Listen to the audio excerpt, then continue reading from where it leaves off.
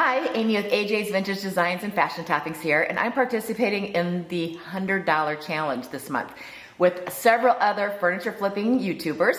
I'll be putting all of their information down in the description below. There's several of us that are participating in this event.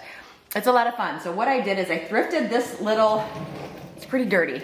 I thrifted this and I paid, this was $24.92. Don't ask me where the 92 came from. But I got it for 50% off. So I only paid $12 actually for this table because the matching piece that is supposed to be a two-piece set and the other one I didn't buy because the other one was damaged. So I got this one by itself for $12.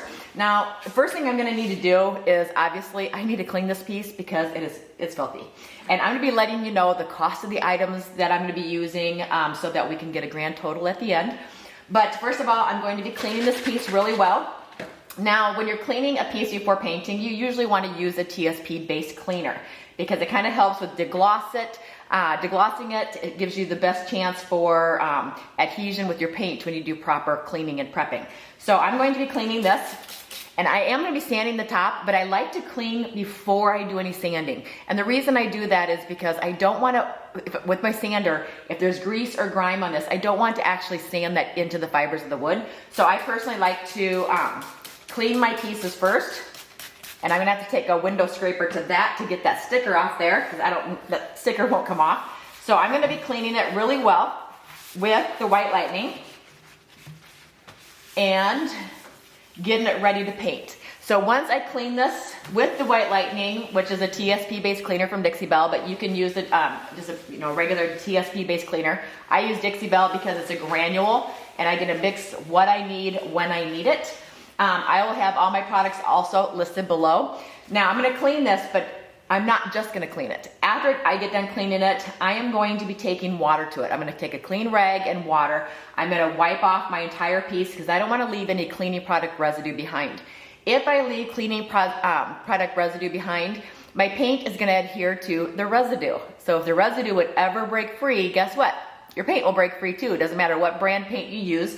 But if you do not have the residue removed from your piece, you do take the risk that down the road, if that would ever come loose, that residue, your paint's gonna come loose too, because you don't want to be having your paint sticking to the residue. You want it sticking to your furniture piece. So I'm gonna continue to clean this whole piece. I'm gonna rinse it with water, and then we're gonna move on to the next step. Okay, so now it's time to get rid of that factory finish. I am taking my DeWalt sander, and I'm starting off with an 80 grit paper. And I'm going to work that factory finish off there, and that's going to expose a beautiful design that's on the top of this table, and that's going to really showcase that. Isn't that gorgeous? So then I'm going to switch out my papers, and I'm going to go to a 120 grit. I'm going to go over the top one more time, and then I'm going to switch out to the 220 grit sandpaper to finish it all up. Okay, so I got it all sanded, and the top looks so pretty. I'm so excited. But I can tell by looking at the wood and looking at the stained finish that's on top that this is a potential bleeder, where the tannins come through and will leave kind of orangish or pink tones in your paint. And I'm going to be using a color called Sandbar. It is a light beige. So I'm going to prep this with a stain blocker. I'm going to be using Dixie Belle's Boss in the color gray. You can use white, clear, or gray. I really love having gray on hand. So I'm going to put 2 coats of the Boss on, and what that's going to do is that is going to seal in any tannins or colors or stains. It's going to seal those in so they won't bleed through my paint.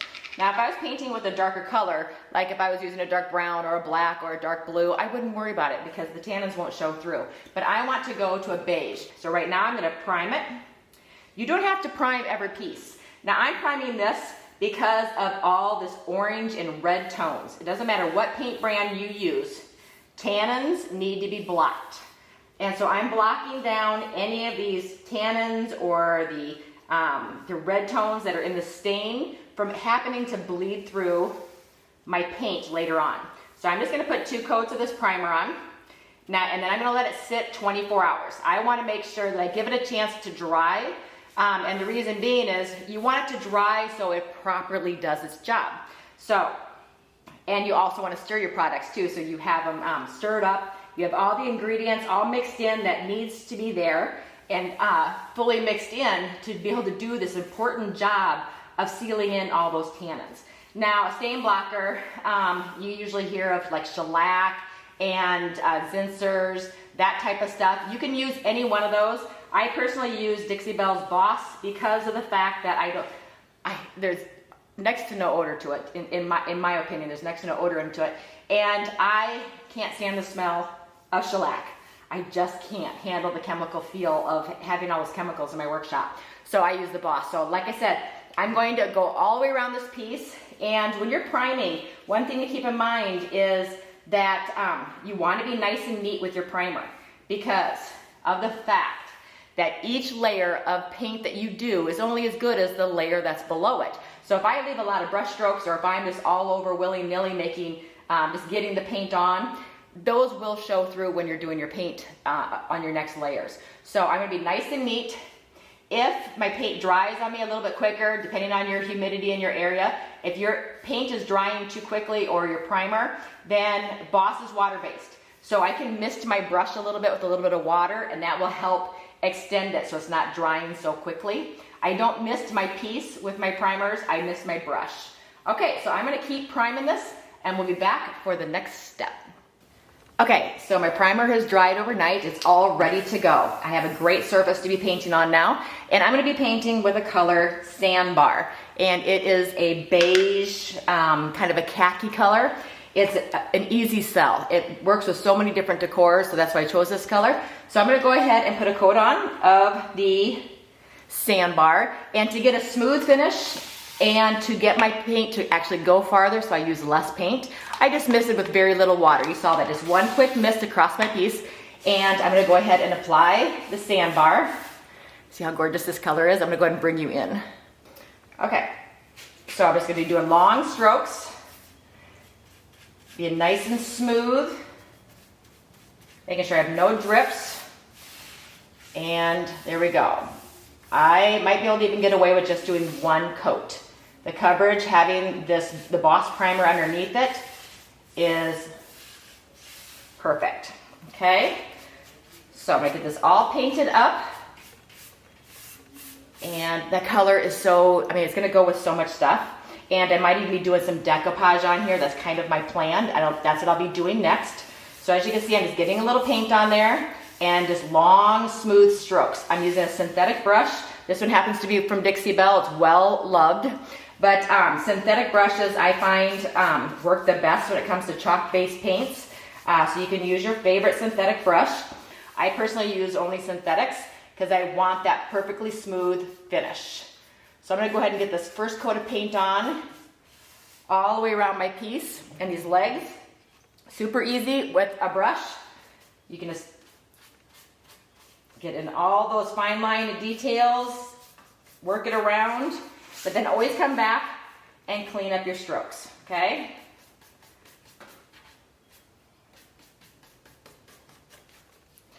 Turn it around. You use very little paint. And if you have really deep recesses like this and you have a difficult time getting your paint to go in them, mist it with just a little bit of water in a misting bottle. I don't use a spray bottle. It's a misting bottle. You can get it at your craft store. Use a misting bottle. It thins out your paint whenever you're using a water-based paint. It thins out your paint and allows it to kind of fall in those deep recesses, and it makes it a lot easier. Okay, so let's get this all painted.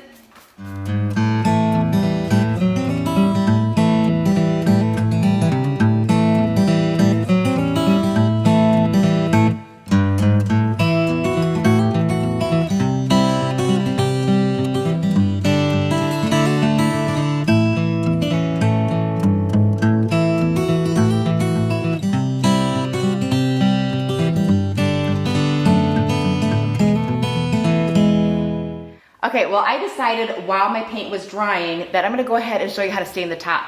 I'm actually going to use one of a brown paint, which Dixie Belle's Coffee Bean. It's a chalk mineral based paint. All the paints I'm using are from Dixie Belle. This was Sandbar, but I'm gonna be using Coffee Bean. I keep mine in separate bottles so you keep them fresh, but this is a very dark brown. I'm gonna use this as a stain. And what I did is I put the paint in a little cup. I did 50% water and 50% paint. I will mix it up. So as you can see, it's just like It's just like water. So I'm gonna stir it up really well. Now, the less water you use, the more pigmented it's going to be, or the stronger the brown is going to be. I'm going very watered down. Very watered down for now, just so I can see how much of this grain I'll be able to see through. So I went 50% water to 50% paint, got it stirred up. Now this is a water-based paint, so I'm able to do that. So you can see how it looks like a stain. So I'm gonna be using a chip brush. I'm using a premium chip brush, nice thick chip brush. You can use a rag, you can use a sponge, you can use whatever you want. And I'm gonna go ahead and bring this up a little bit closer to you so that you're able to see it. Okay, so see all this beautiful grains? I don't want to be able to hide that, so I'm going very thin at first. I have my water still sitting here available if I need it to water down even more, but look at, see how thin it is? It's just like a colored water. And I'm going to apply it on. I'm not worried about this trim here because I'm going to paint that separately. I'm going to do that after I've got my second coat of sandbar on. Okay, so see how I applied that on? And then each row I apply it, I'm going to wipe it back. Isn't that gorgeous? Now you can see the difference, stained, not stained. And all I used was the coffee bean, which is the brown paint from Dixie Belle. That can be gorgeous. Now, if you don't want to have any start and stop marks. So if you are on raw wood like this and you don't want any stop and start marks, you can mist your wood with a little bit of water before you begin. And what that does is it quenches the thirst of the wood so that it's not going to grab your wash of color so quickly. You can put water on first. That way, if you do have a stop and start mark that you don't like, you can use a little bit of water, lighten it up, and have more control over it.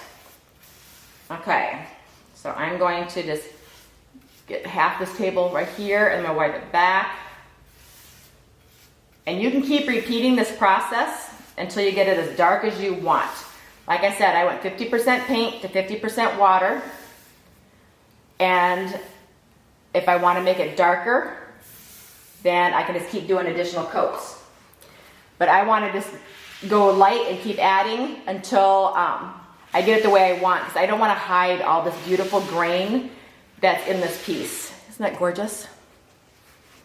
Just keep refolding my paper towels at a clean side every time. Okay. Oh, that's going to be pretty. Look at that, just using paint. I didn't invest the money. If this is a flip, I'm trying to keep my costs down. So by doing this, I'm going to mist my table first real quick.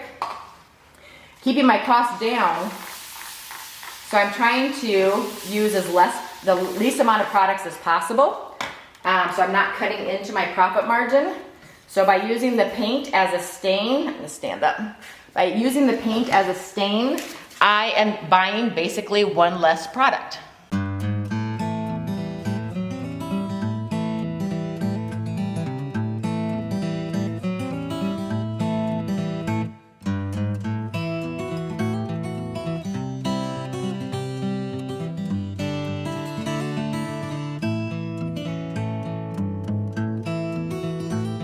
Okay, now that my wash is dried, it's nice and dry. Sometimes when you're adding water to raw wood, you're gonna get that little hairy feeling. It's gonna feel like little hair fibers on there. And what that's called is popping the grain. All we need to do to smooth that back out is take a high grit sandpaper. This is a sanding sponge. It's about equivalent to a 220 grit sandpaper. All you need to do is wipe over the top. The higher the grit, the better. You can use a higher grit paper, but it's gonna turn it back to be nice and smooth. It'll get rid of those little grains, those pops where we popped our grain. It'll get rid of that little hairy feeling. And then we'll take water to it and wipe off all that dust. Okay, so now I'm using the coffee bean again. I'm gonna be using it on the trim. And this is the one thing, like I said, buying the least amount of products is gonna really help with your profit margin. I have a baby wipe nearby. I'm just using a craft brush. And I am going to be painting I'm not worried about bleed throughs because I'm using a dark color. I am going to just paint around my edges with that coffee bean. That is gonna tie in this color with my sandbar. I'm getting rid of all those outdated red tones. Cherry wood has kind of gone out of style. And so I'm updating this, get rid of that cherry wood look.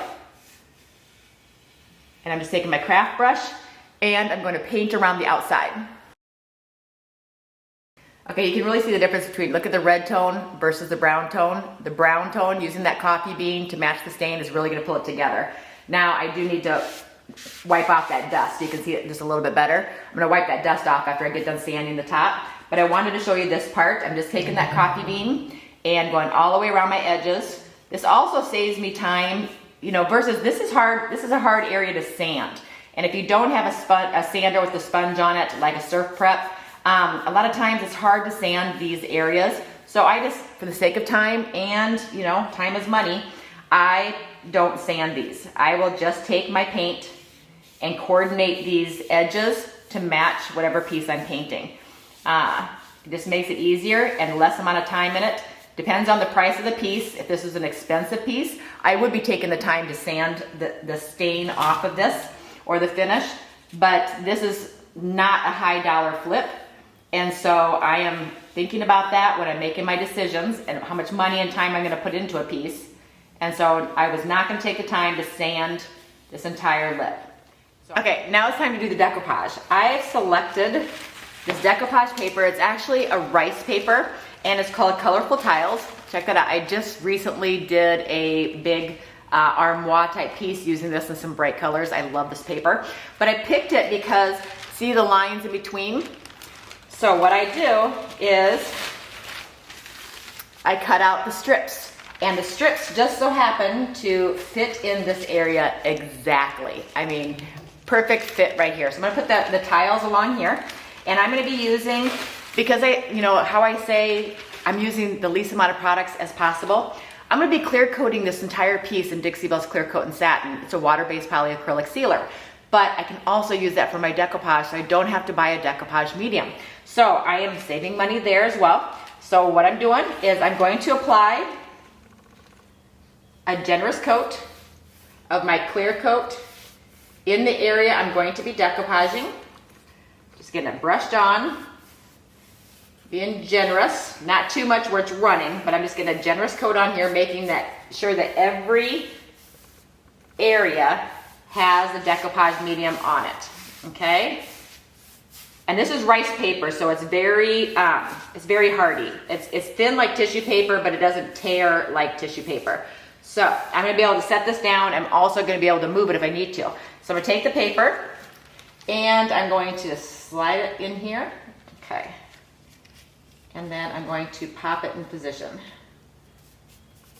okay? Using my finger. You can use a brush, whatever you want. You can use a sponge, you can use a paintbrush, and I'm pushing out all those bubbles and any wrinkles. And I'm just putting it into place, making sure it's straight, okay? So, I got it straight on the bottom, so now I'm gonna work on the top, just to kind of push out any air bubbles. Get that down.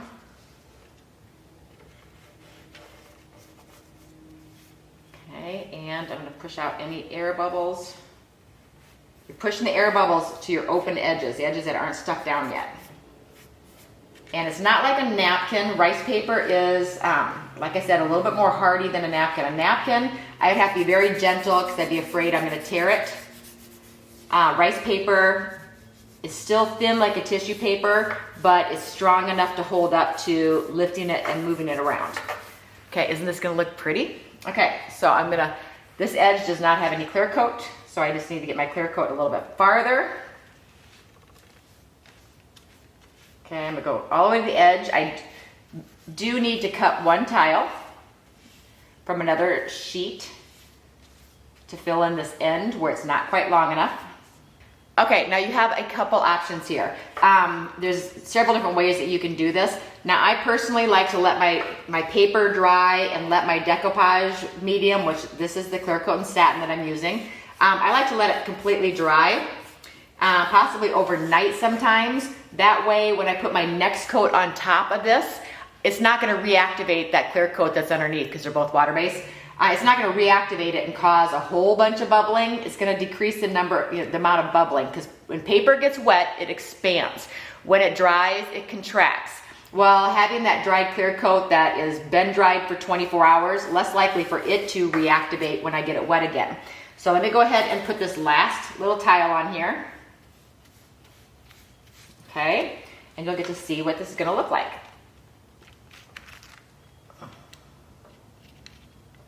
Okay, I'm gonna try to line it up with that other tile. There we go. Okay, that's all there's to it. That one tile, I just cut it to fit this spot.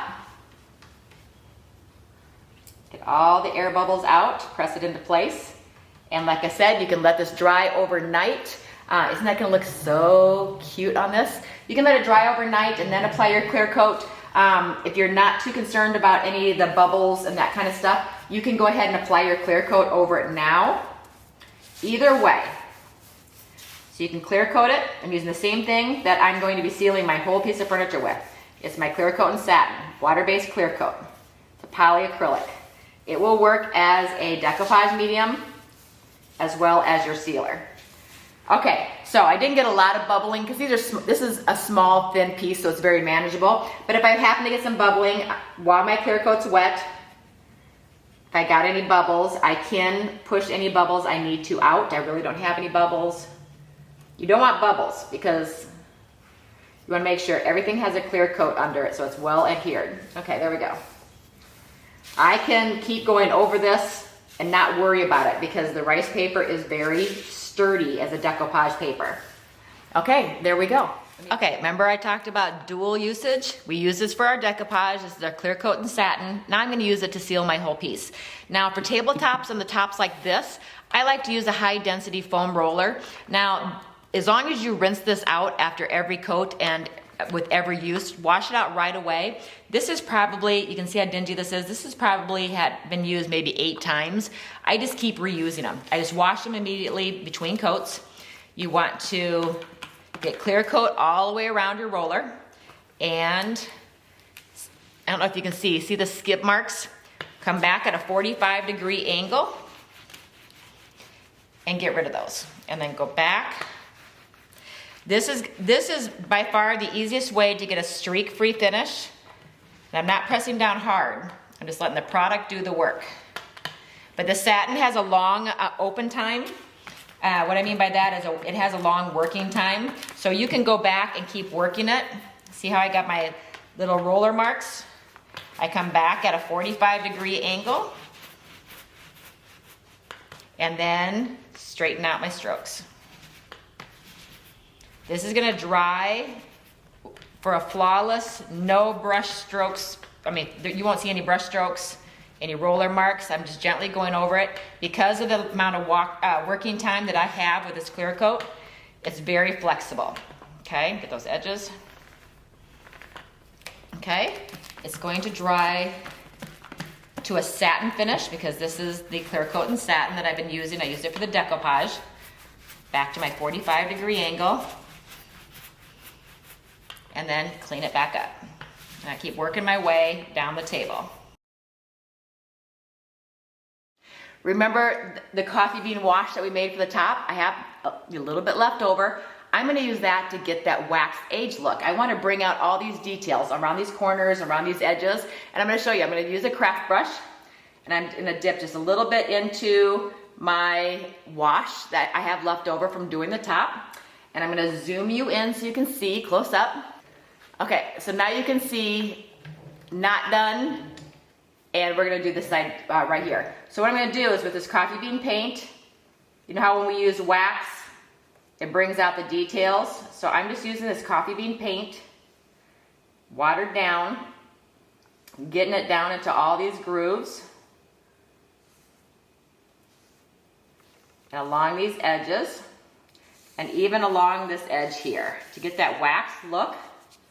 It's watered down so it's nice and thin. Okay, can you see that? How thin it is? And then I'm gonna go ahead and take a baby wipe because I have that clear coat on here that's protecting my paint. Just taking a baby wipe to kind of clean that up. Remove it from anywhere I don't want it. So I got it a little bit outside of those grooves. So I'm just wiping it back with my baby wipe. You see how I'm bringing out those details?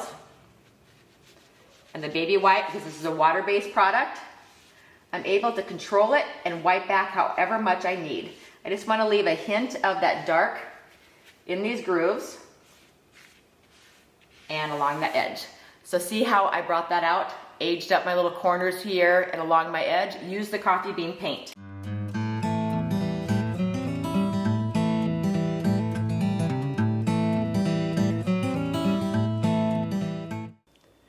Okay, well there you have it.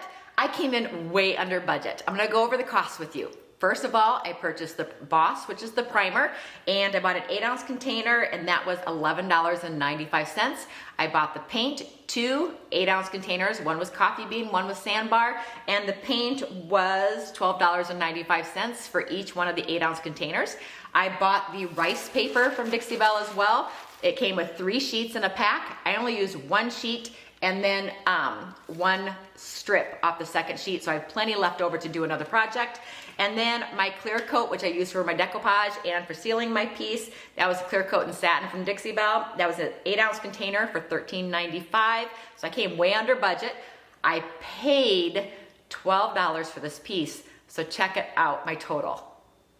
That is not $100. I came in way under budget. And the great thing is too, is I have so much product left over, I only use a very small percentage of the products that I use as far as the quantities. So I could actually probably do 4 more nightstands. I probably wouldn't have enough decoupage paper, but as far as paints and the clear coats and everything else, I could do 4, possibly 5 more tables this size with the amount of paint that I purchased. So a little goes a long way. So I'm excited to do the next project with this leftover paint.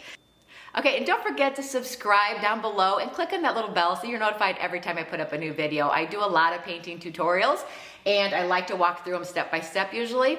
I will have in the description box. All the products are listed there with the links, and everything you need to know is right down below. Also, don't forget to check out all the other furniture flippers that are participating in this $100 challenge. I'll have a link down below for those as well. We have a lot of furniture flippers here on YouTube and a lot of great ideas and projects and inspiration. So make sure you check out everyone down below that has participated in this $100 challenge. I was excited to do this challenge and I'm looking forward to doing more. This was a lot of fun. So once again, my name is Amy with AJ's Vintage Designs and Fashion Toppings. Thanks for joining me. And don't forget to wait until the end. I'm going to show you the pictures.